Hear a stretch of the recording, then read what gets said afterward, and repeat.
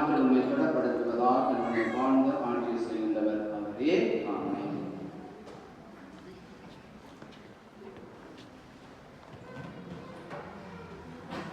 உம்மீது கிறிஸ்து இரட்சகரின் அடையாளம் வரைந்து மீட்பின் எண்ணெய் பூசுகின்றோம். நம் ஆண்டவராக கிறிஸ்துவின் ஆற்றல் நம்மை திடப்படுத்துவதாக என்றென்று வாழ்ந்து ஆட்சி செய்கின்றவர் அவரே.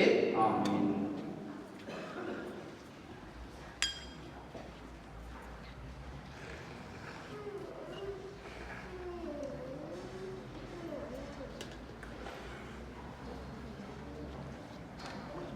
அன்பார்ந்த சகோதர சகோதரிகளை, இல்லாமல் இறைவனாகிய ஆண்டவர் இக்குழந்தைகளுக்கு நீரினாலும் பரிசுத்த ஆவியினாலும் புதுப்பால் வழித்தருமாறு செபிப்போமாக.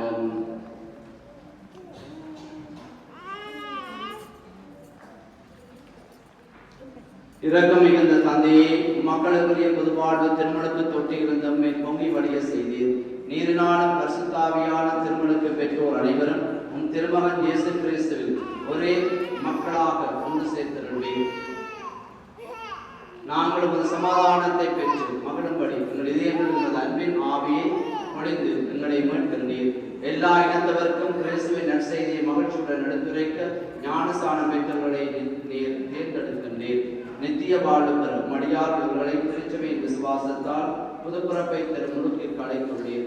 அர்ச்சிக்கப்பெற்ற இந்த நீரின் மறைபொருளினால் இவர்களை ஆன்ம மறுபிறப்புக்கு கொண்டு சேர்த்திட வேண்டும் என்று ஆண்டவராகிய கிறிஸ்து வழியாக உம்மை பார்த்து மன்றாடுகிறோம்.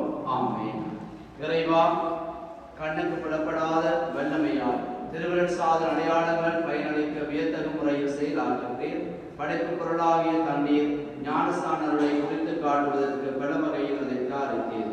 இறைவா, உலகின் ஆரம்பத்திலேயே நீரின் தன்மை அர்ச்சிக்கும் வல்லமை பெறுவதற்காக உம்முடைய ஆவியானவர் அப்போதே நீரின் மீது அசைவாடி கொண்டிருந்தார்.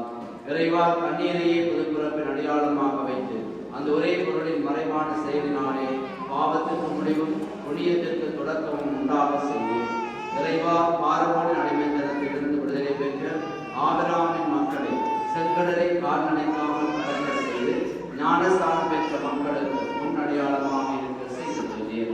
இறைவா, திருமகன் யோர்தான் நீரிலே அருளப்பர் கையால் ஞானஸ்நானம் பெற்று தூய ஆவியால் அபிஷேகம் செய்யப்பட்டார். சிலுவையிலே தூங்கிய பொழுது இரத்தத்தோடு நீரை தமது விழாவோடு மடிந்தோடு செய்தார். தாம் இழிந்தபின் நீங்கள் போய் எல்லா இனத்தாரையும் சீடராக்குங்கள், பிதாசுதன் பரிசுத்த ஆவியின் பெயரால் அவர்களுக்கு ஞானஸ்நானம் கொடுங்கள் என்று சீடர்களுக்கு கட்டளையிட்டார். உமது திருச்சபையை கண்ணோக்கி அதற்கு ஞானஸ்நானத்தை திறந்தால் உமது சாயலாக படைக்கப்பட்ட மனிதனின் ஞானஸ்நான திருவள் சாதனத்தினால் பழைய அழுக்கெல்லாம் கழுவ பெற்று நீரினாலும் தூயாவியால் படைந்து எழுமாறு இந்த நீர் ஒரே மகளினுடைய தூயாவின் பெற்றுக் கொள்வதாக. ஆண்டவரே, இந்த தொட்டியிலுள்ள நீர் கொள்வதிலும் பரிசுத்த ஆவியின் வல்லமை திருமகன் வழியாக இறங்குவதாக. இவ்வாறு ஞானஸ்தானத்தினால் கிறிஸ்துவோடு சாவுக்கு உதைக்கப்பட்ட அனைவரும் அவரோடு வாழ்வு உயிர்த்தெழ வேண்டும் என்று எங்கள் ஆண்டவராகிய கிறிஸ்து வழியாக உம்மை பார்த்து மன்றாடுகின்றோம். ஆமென். அனைவரும் எழுந்து நிற்போம். அன்பார்ந்த பெற்றோர்களே, ஞானி தாய் தந்தையரே, விசுவாசிகளே, ஞானஸ்தானம் எனும் திருவள் சாதனம் வழியாக நீங்கள் ஒப்புக் கொடுத்த குழந்தைகள் அன்புள்ள இறைவனிடமிருந்து நீரினாலும் ஆவியாலும் புதுவாழ்வு பெறப்போகிறார். இவரில் இந்த இறைவாழ்வு பாவ நோயிலிருந்து பாதுகாக்க பெற்று நாளுக்கு நாள் வளர்ச்சியடையுமாறு இவர்களை நீங்கள் விசுவாசத்தில் வளர்க்க முயல வேண்டும். ஆகவே உங்கள் விசுவாசத்தினால் கொள்ள பெற்று இந்த பொறுப்பை ஏற்றுக்கொள்ள வேண்டுமானால் உங்கள் ஞானஸ்தானத்தை நினைவில் கொண்டு பாவத்தை விட்டுவிடுங்கள். இயேசு